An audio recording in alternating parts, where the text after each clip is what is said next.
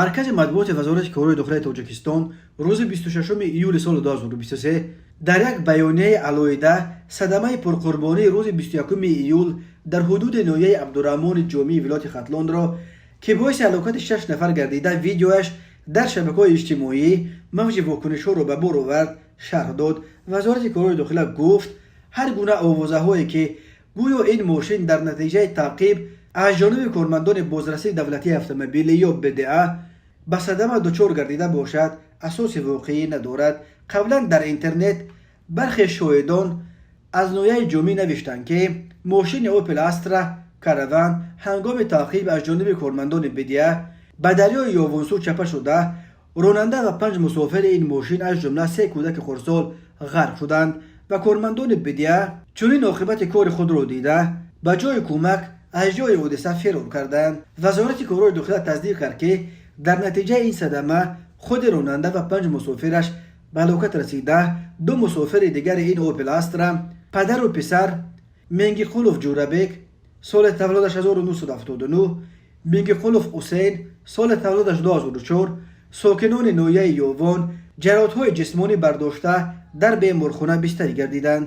در رفت تحقیق مسافران مذکور مورد پرسش قرار گرفته آنها حالت تعقیب نمودن اتومبیل تمغه اوپل استرا را از جانب کارمندان بدعه رد نمودند.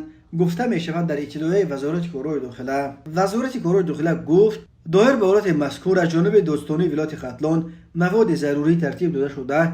این حادثه مورد تحقیق قرار دارد.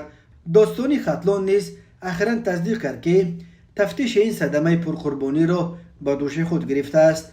ولی وهابوف معاون دادستانی ولایت ختلان روز 26 ایول در نشست مطبوعاتی دادستانی گفت مفتشان بیانات شاهدان ثبت کامراهای نظارتی یکی از مغازه‌ها را دسترس کردند.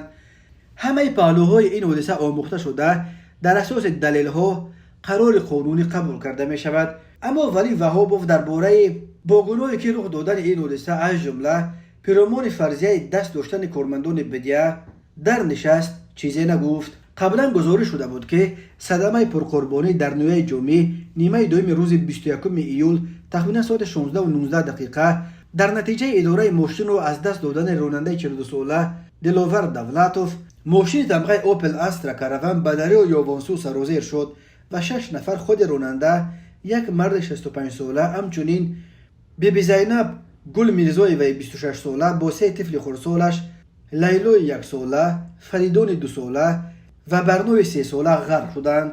روح‌های تاجیکستان از لحاظ صدمه ها مرگاور و پرخطر دانسته می شوند. به حساب میانه هر روز در روح‌های تاجیکستان دست کم 1 نفر در صدمه جان می دهد.